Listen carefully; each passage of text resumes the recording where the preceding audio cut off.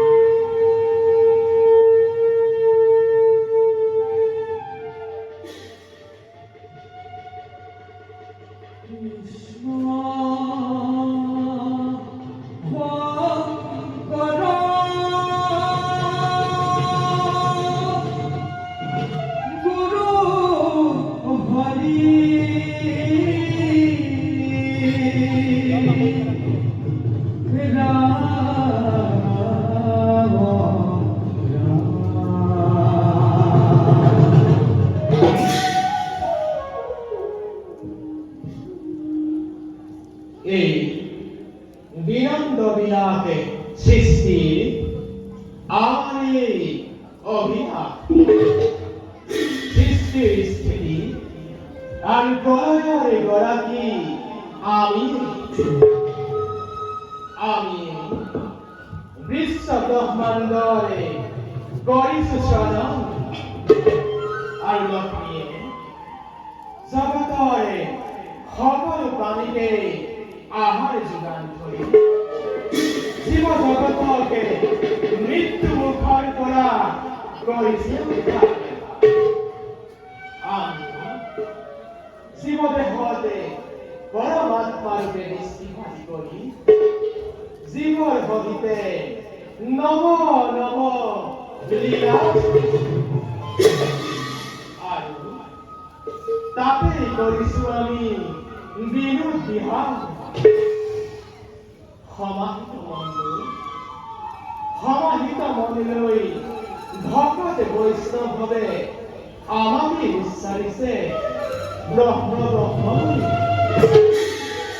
যোগীভাৱে উচ্চাৰিছে পৰমাত্মা আৰু ভকত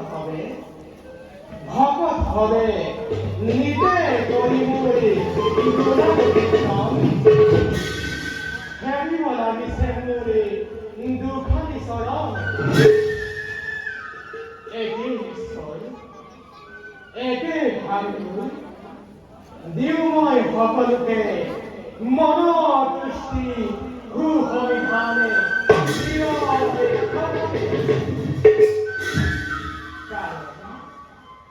কারণ আমি মহাসমুদ্রে গভীরতা আমি পর্বতরে হতস্থিরতা আমি ধর্মরে ব্যক্তিগতা আমি জগতে কারণে দেবনারায়ণ আমি ওম সার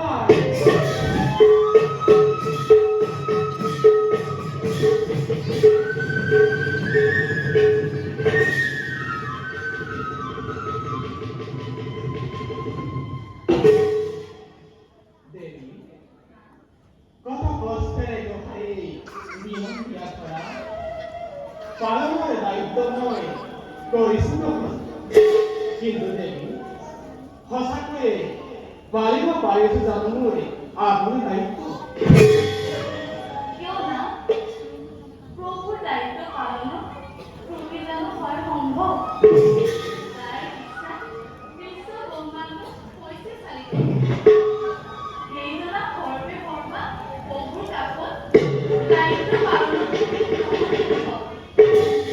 তুমি নুবুজিবা দেবী যদিও বা সৰ্বে সৰ্বা হয় তথাপিতো কোনোবা ক্ষণত আমাৰ হয় বিপৰ্যয়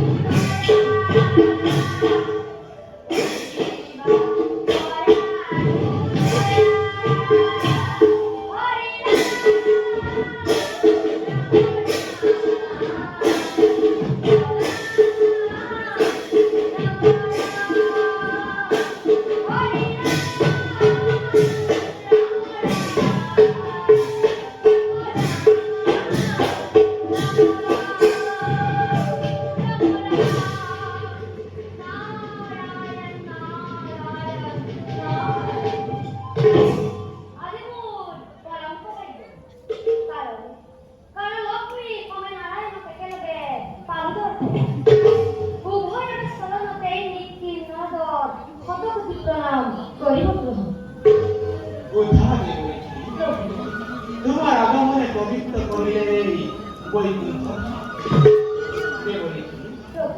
লক্ষ্মী হবে মই তোমার কথাই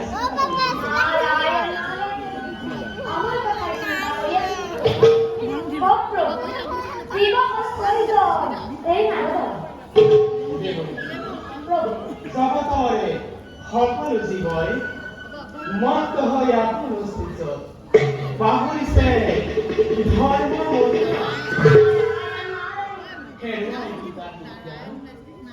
নিতে নিতে অধৰ্মৰে কৰিছে সূচনা মানৱ সমাজে পাহৰিছে ধৰ্মৰ মহিমা অধৰ্ম হৈছে নিমজ্জিত দেৱৰী কেৱল মানৱী নহয় সেই অমৰত্ব লাভ কৰি দেৱত্ব পাহৰি নিজে কৰিব লাগিছে মাথো আধুনিক কাম। সঁচাকৈ প্ৰভু মহাজ্ঞানী বিশ্বৰূপী মুনিক বধ কৰি দেৱতা সমাজে আধুনিক স্বভাৱৰ দিলা কৰিছে।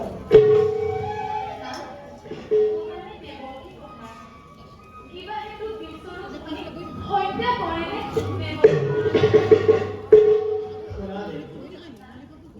দেৱগুৰু বৃহস্পতিৰ উপদেষ্টি কৰি গুৰু ছাৰা হৈছিল দেৱেন্দ্ৰ। সেইদৰে বিশ্বৰূপ মুনিয়ে বৰষিত কৰিছিল দেৱতাসকলক। দেৱতাৰ যজ্ঞভাগে দানৱগুৰু যাচিছিল অঞ্জলি বেৰি মহাজ্ঞানী প্ৰস্তাৱ। সেই হেতু দেৱৰাজ ইন্দ্ৰ হৈ কুঠাম্বিত অস্ত্ৰ হাতে বধে প্ৰভু বিশ্বৰূপে পাব নেকি পুনৰ্জন্ম? দেৱৰীষি প্ৰভু পুনৰাই বিশ্বৰূপে নাপাব জন্ম। যজ্ঞত জন্মলভী দ্ৰষ্টৰ পুত্ৰই সমুদংশে পৰাভূত কৰিব দেৱতা সমাজক। দ্ৰষ্টাৰ পুত্ৰক বধিবৰ বাবে ব্ৰজ নামে একে মহাঅস্ত্ৰ লভিবই লয়। না ব্ৰজ নামৰ মহাঅস্ত্ৰ কোনে বাৰু কৰিব প্ৰভু?